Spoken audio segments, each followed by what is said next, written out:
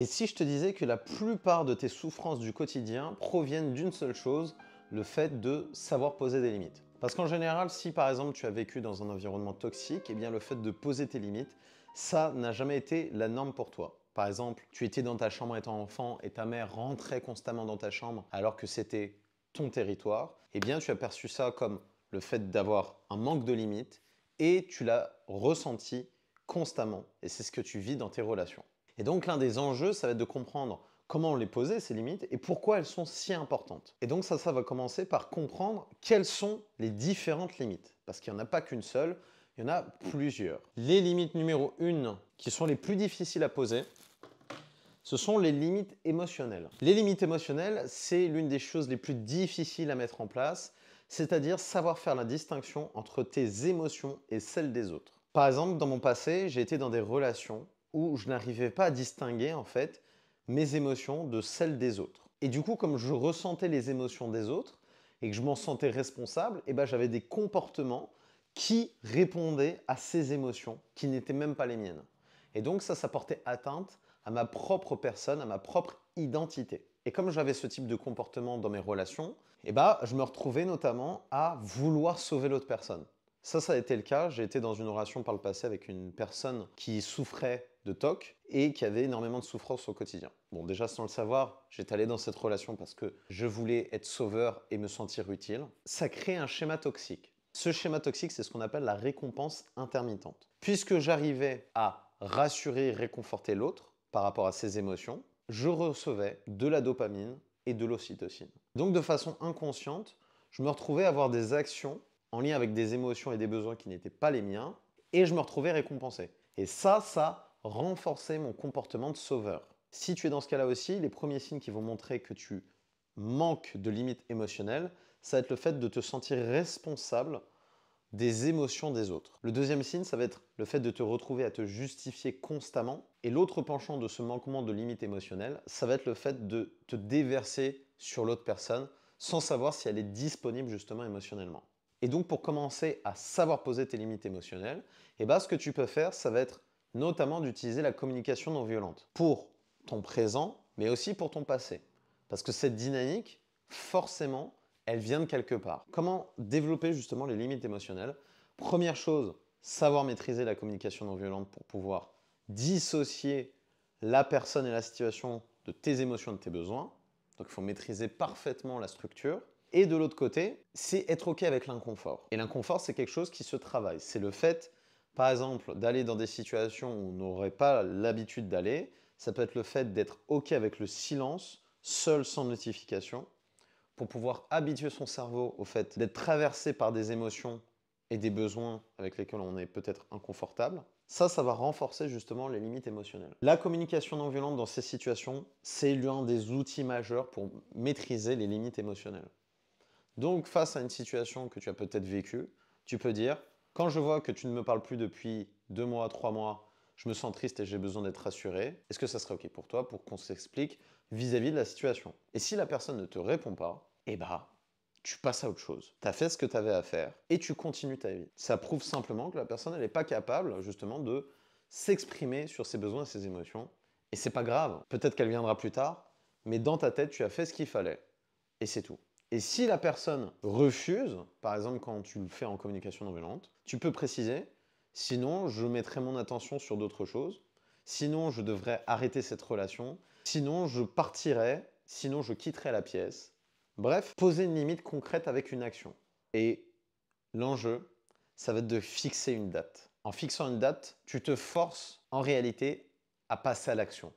Tu peux dire, voilà, moi, j'attends un changement avant, par exemple, la fin de l'été. Personnellement, je me déciderai à ce moment-là.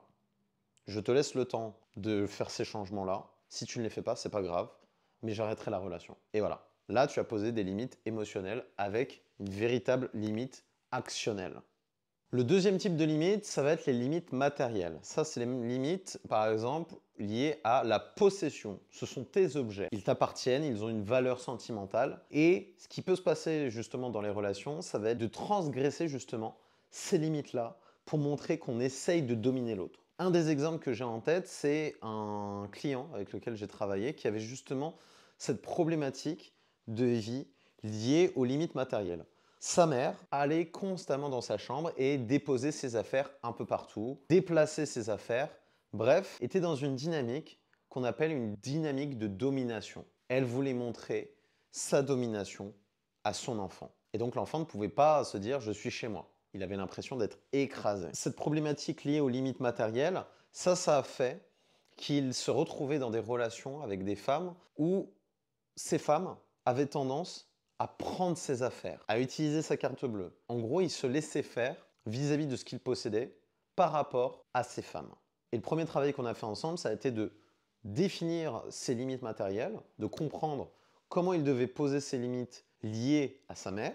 Donc on rejouait des situations justement où il devait poser ses limites. Et donc de s'entraîner à le faire, parce qu'il n'a jamais appris à le faire. Il n'arrivait pas à exprimer ses émotions, et notamment l'émotion de la colère dans cette situation. Donc on a travaillé sur le plan comportemental, en activant sa colère dans des comportements spécifiques, et notamment sur l'expression de ses émotions, notamment avec la communication non violente, pour pouvoir exprimer ses limites matérielles. Et en faisant ça a créé quoi? Ça a créé le fait qu'aujourd'hui, il arrive à poser ses limites, et donc il ne se retrouve plus dans des dynamiques toxiques avec des femmes. Il a retrouvé un respect personnel, ce qui a fait qu'il est sorti de ses propres comportements toxiques vis-à-vis des femmes. Et donc, il arrive à avoir des relations saines avec des femmes. Et donc, c'est pour ça que c'est super important de savoir poser ses limites matérielles, parce que ça concerne son territoire. Et si on laisse l'autre personne dépasser ses limites personnelles et matérielles, on va ressentir une haine profonde qui va se traduire par des comportements toxiques, du passif-agressif, bref, des choses qui vont créer de la toxicité. Le troisième type de limite, ça va être la limite de temps. Celui-ci, à mon sens, c'est presque le plus important parce que le temps, c'est quelque chose que tu ne retrouveras jamais. C'est la valeur la plus importante qui existe. Alors, la limite de temps, ça va se traduire par le fait de dire oui à tout le monde. Quand tu dis oui à tout le monde, en réalité, tu montres que tu n'as pas de limite de temps. Tu ne te respectes pas. Et ça va se voir dans les activités que tu fais au quotidien. Est-ce que tu arrives à avoir du temps seul? Sinon, eh ben, tu as un problème de limite de temps. Et ça veut probablement dire que tu ne sais pas dire non. Et ça commence aussi par le fait de constamment être en retard, constamment dire oui. Ça montre que tu n'arrives pas à te respecter. Déjà de 1, ça montre que tu ne respectes pas les autres, mais ça montre surtout que tu ne respectes pas ton temps et donc la valeur que tu as sur cette terre. Et donc, comment traiter ce type de situation? Déjà, il va falloir être capable de poser ses limites aux personnes qui font ça avec toi. Parce que si tu le fais, eh ben, nécessairement, ça veut dire que tu es avec des personnes qui le font globalement avec toi aussi. Exemple, hier, j'avais une consultation avec un client qui avait du mal notamment à poser ses limites avec ses amis. Tout simplement parce qu'il avait peur de les perdre. Donc un exercice qu'on a fait, c'était notamment de savoir poser ses limites en lien avec ses amis. Et donc d'adopter une posture spécifique qui va montrer maintenant, je veux de respect dans ma vie, en utilisant notamment la communication non violente avec le temps. Quand je te vois arriver avec 30 minutes de retard, moi je me sens frustré et j'ai besoin de respect. Je te demande dès à présent d'arriver à l'heure et de me prévenir si tu arrives en retard. Et si c'est quelque chose qui revient, eh bien je vais être obligé de passer moins de temps avec toi. En faisant ça, tu montres à l'autre personne que tu n'acceptes plus ce comportement. Et c'est quelque chose qui est très concret, très factuel, et la personne, forcément, elle va le comprendre. Parce que si tu montres que tu n'as pas de limite de temps, tu montres que tu n'as pas de valeur, et comme tu montres que tu n'as pas de valeur, eh ben les gens vont considérer que tu n'as pas de valeur.